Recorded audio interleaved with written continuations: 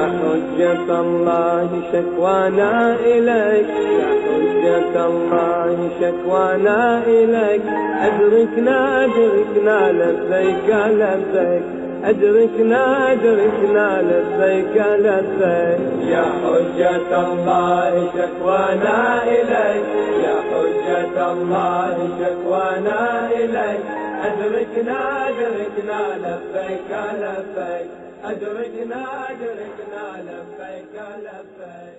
أعوذ بالله من الشيطان اللعين الرجيم. بسم الله الرحمن الرحيم.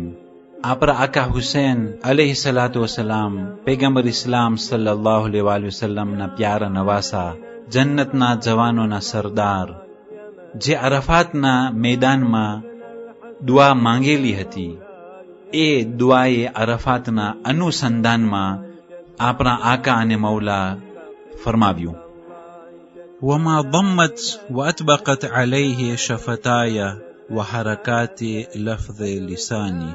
આપણા ઇમામે હુસૈન અલૈહિસ્સલાતુ વસલામ આ દુઆના અંદરમાં ખુદાવંદ કરીમ કેવી ખૂબીની સાથે આપણું આ જિસ્મને બનાવ્યું છે. એના અંદરમાં ઇમામ અલૈહિસ્સલામ હોઠ બારામાં વાત કરે છે કે ખુદાવંદ કરીમે આપણા આ હોઠને કેવી ખૂબીની સાથે બનાવ્યું છે કે તે હોઠ ખુલી શકે, બંધ થઈ શકે.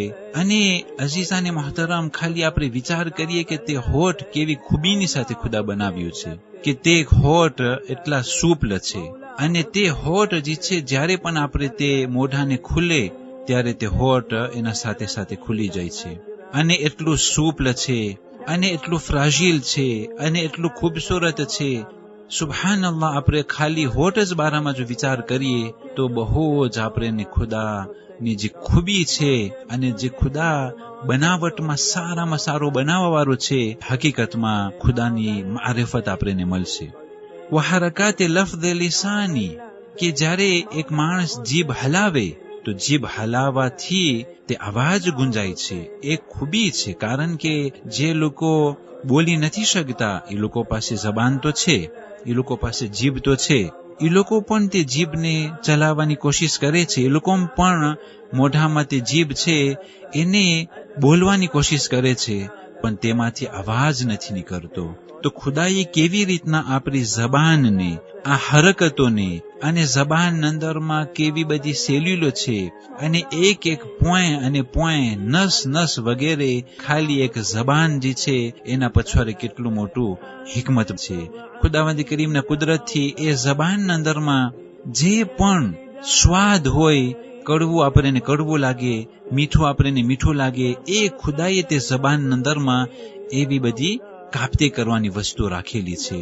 અને ઘણી વખત આ જમાનાના શોધ અંદરમાં આપણને મળે છે કે લોકો એવા સાલ બનાવ્યા છે કે જ્યારે તે ફિલ્મ દેખાતી હોય અને જંગલનું જ્યારે એ ફોટા દેખાય ત્યારે એ જ પ્રમાણે ખુશ્બુ એ લોકો બનાવ્યા છે. અગર જો કોઈ પણ વસ્તુ બારામાં એ ઇમાજ દેખાતો હોય તો એ જ ખુશ્બુ તે સાલમાંથી એ લોકો એ પ્રમાણે બનાવ્યા છે.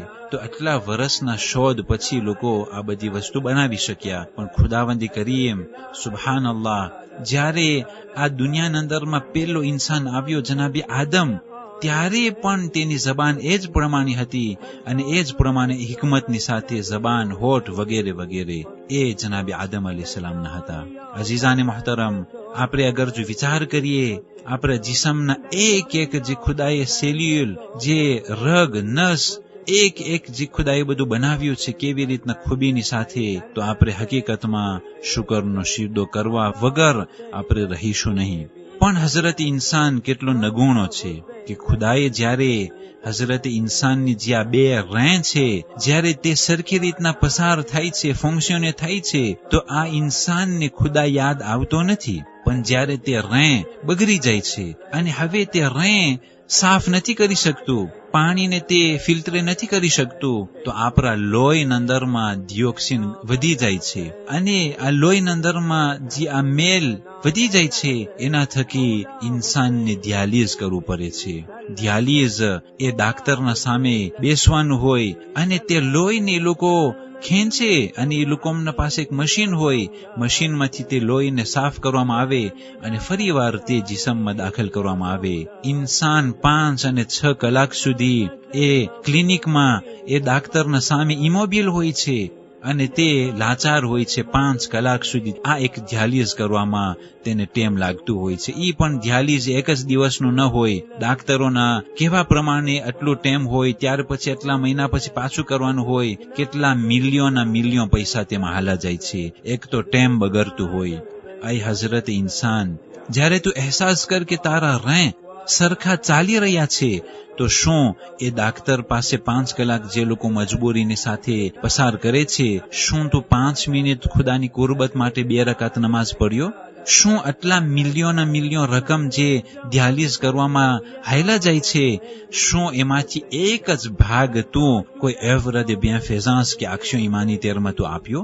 જ્યારે રેં બગડી જાય છે ત્યારે તું મજબૂરીની સાથે એટલો ટાઈમ તને ખોવો પડે છે, એટલા પૈસા દેવા પડે છે, અને જ્યારે તારા રેં હજી સરખી રીતના હાલે છે તો તને એમ નથી થતું કે રકમના 10% તું કાઢી નાખ પહેલા, તો તારા માટે એક જાતનું પ્રોટેક્શન થઈ જાય, એક જાતનું બોનસ થઈ જાય કે ખુદા તને સલામત રાખે અને તારા રેં ન બગડવામાં તારી મદદ કરે અને તને સહી સલામત રાખી અને તને ડાક્ટરની પણ જરૂર નહીં પડે, તારો એટલો ટાઈમ પણ પસાર નહીં થાય. અગર જો તું એ સદકો કાઢી નાખ્યો, અગર જો તું આ દિવસના ભાગમાં અમુક ટાઈમ તું રાખ્યો અને જ્યારે તે આશુરા પડ્યો, નમાઝે શબ પડ્યો, એ વાજિબાત અદા કરવાના ઉપરથી આ બધી વસ્તુ તું કર્યો, તો ખુદા તને જરૂર બરકત આપશે. અને અઝીઝાને મોહતરમ, આપણું જિસ્મ ખુદાનું એક અમાનત છે. એટલા માટે આ જિસ્મના એક અવયવોને સેવા કરવાની છે અને કોશિશ કરવાની છે.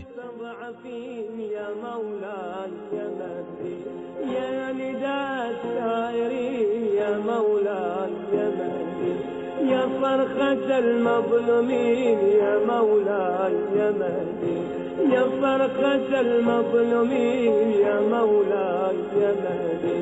قلوب الأطفال تفوق إليك، قلوب الأطفال تفوق إليك.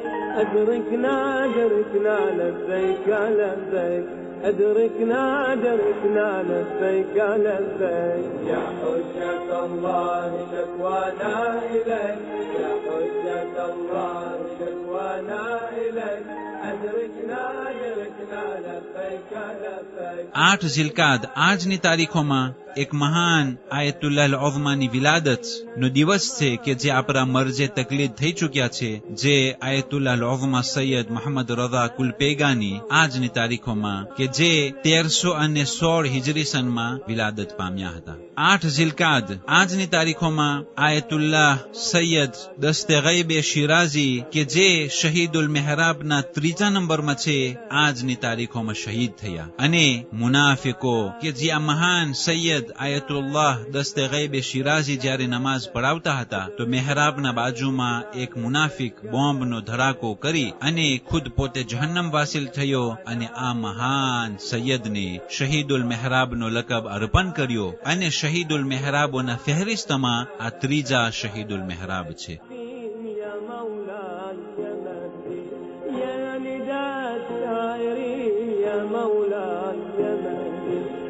فرخة المظلومين يا مولاي يا مهدي، يا فرخة المظلومين يا مولاي يا مهدي. قلوب الأطفال تفوق إليك، قلوب الأطفال تفوق إليك. أدركنا أدركنا لبيك لبيك، أدركنا أدركنا لبيك لبيك. يا حجة الله شكوانا إليك، يا حجة الله شكوانا إليك. أدركنا أدركنا لبيك لبيك. والسلام عليكم ورحمة الله وبركاته.